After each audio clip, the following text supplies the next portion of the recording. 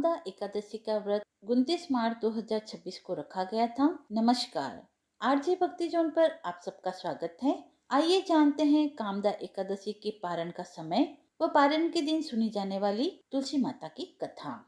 कामदा एकादशी का पारण 30 मार्च 2026 को सुबह 6:14 से लेकर सुबह 7:09 के अंतर्गत किया जाएगा।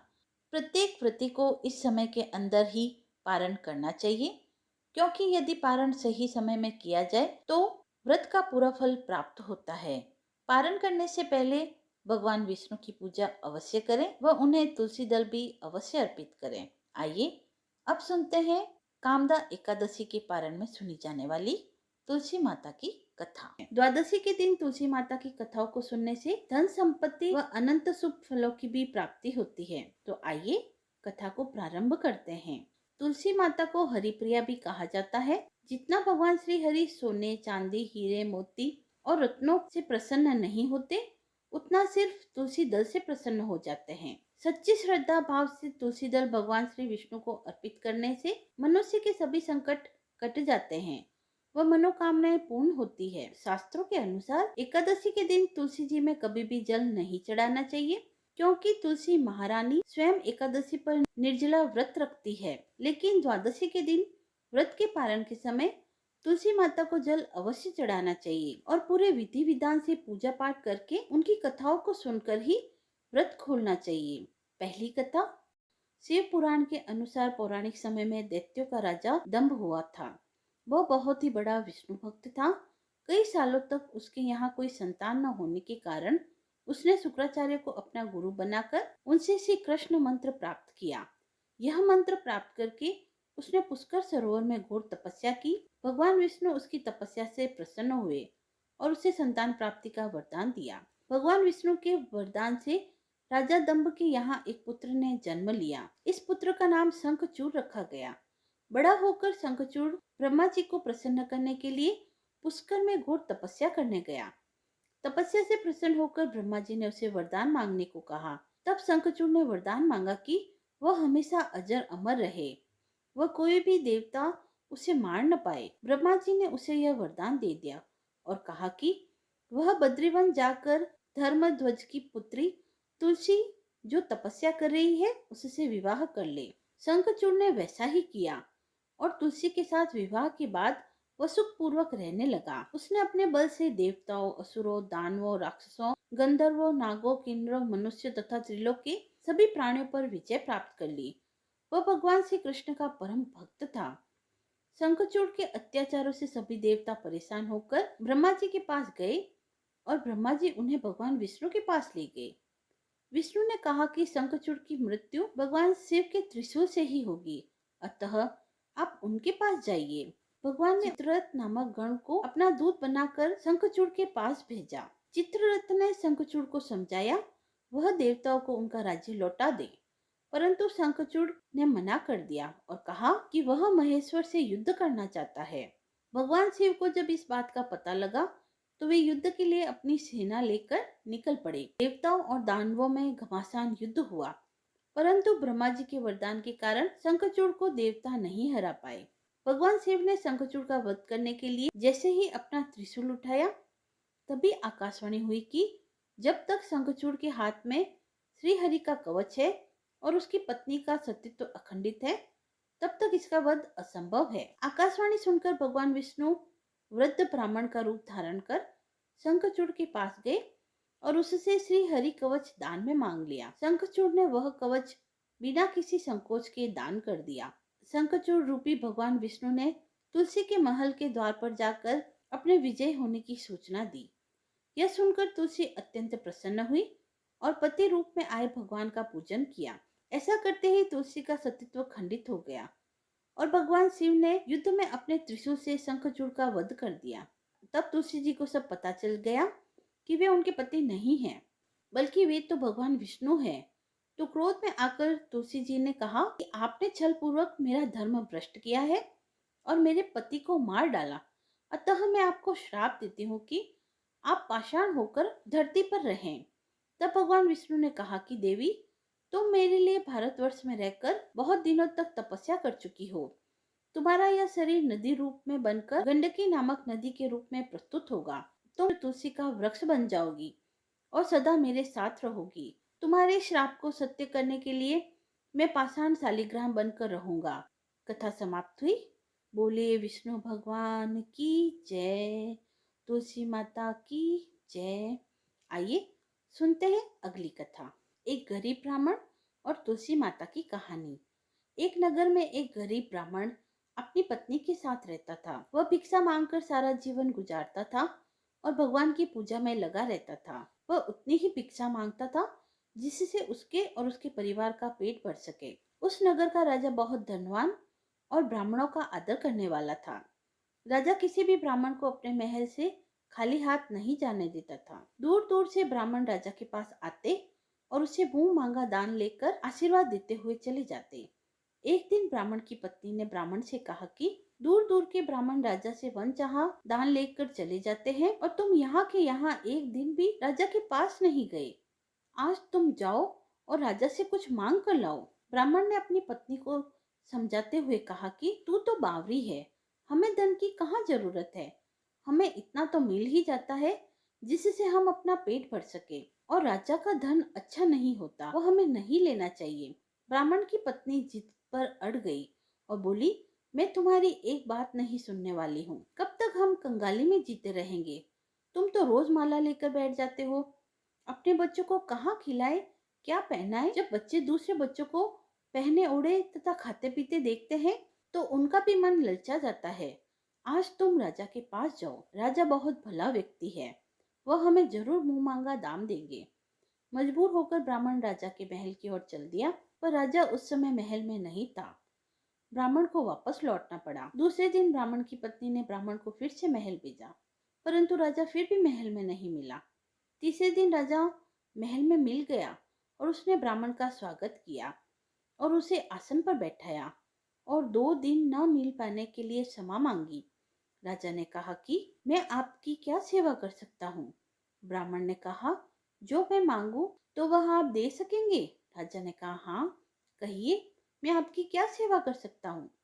ब्राह्मण ने निवेदन किया, महाराज, मैं कुछ और नहीं चाहता, बस आप मुझे अपने पसीने की कमाई से 4 पैसे दान दे दीजिए। ब्राह्मण की बात सुनकर राजा चौंक गए और सोचने लगे, खजाने में बहुत सारा धन पड़ा है, पर मेरी मेहनत की एक भी कौड़ी नहीं है। राजा ने ब्राह्मण से कहा, आप मुझे 1 दिन का समय दे, मैं कल आपको आपका मुंह मांगा दान दूंगा। ब्राह्मण को जब खाली हाथ देखा तो पत्नी बोली, क्या हुआ? राजा ने कुछ नहीं दिया? ब्राह्मण बोला, राजा ने कल देने के लिए कहा है। ब्राह्मण की पत्नी सोचने लगी, शायद इन्होंने बहुत सारा धन मांगा होगा और राजा को इसकी व्यवस्था करने में समय लग रहा होगा, इसीलिए कल बुलाया है।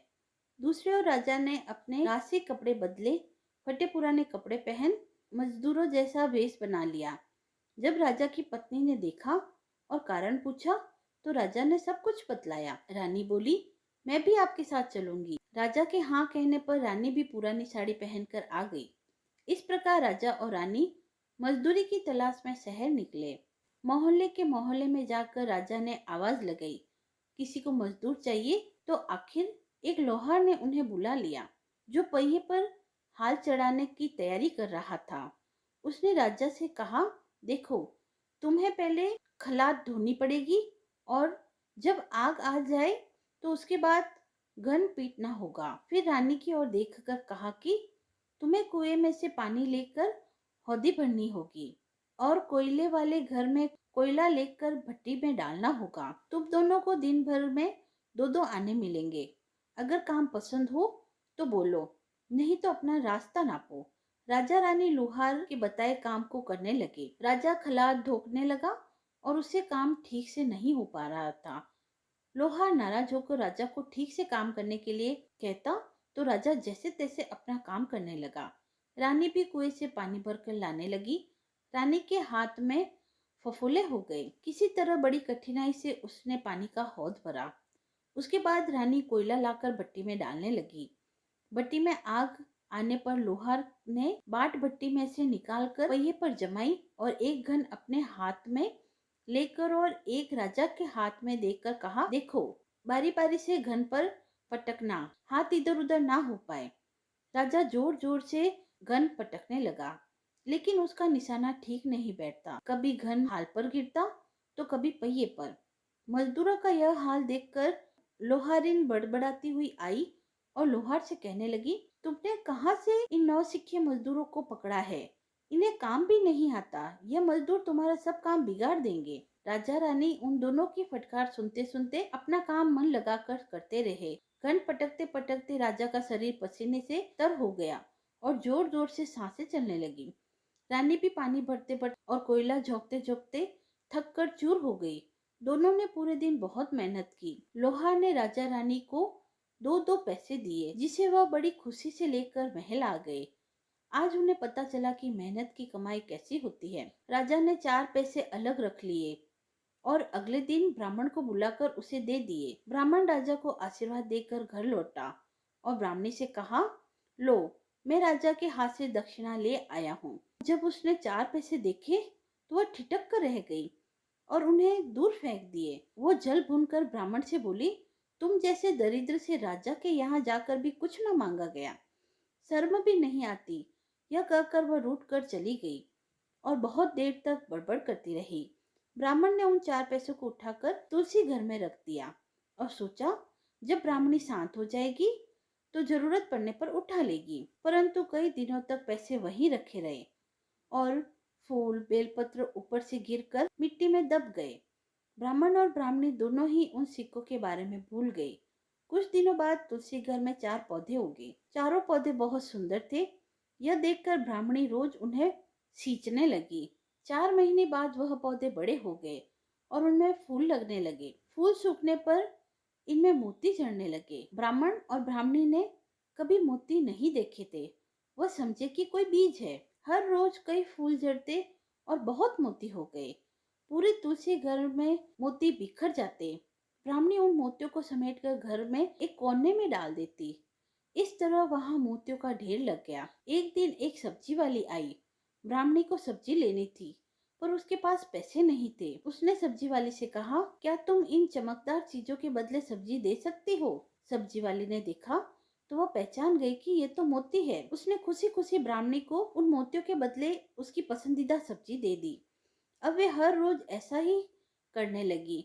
ब्राह्मणी और सब्जी वाली दोनों खुश थे। सब्जी वाली यह सोचकर खुश थी कि मुझे 1 पैसे तरकारी के बदले हजारों का माल मिलता है, और ब्राह्मणी यह सोचकर खुश थी कि इन चीजों के बदले सब्जी मिल रही है। इस प्रकार कई महीने बीतते गए।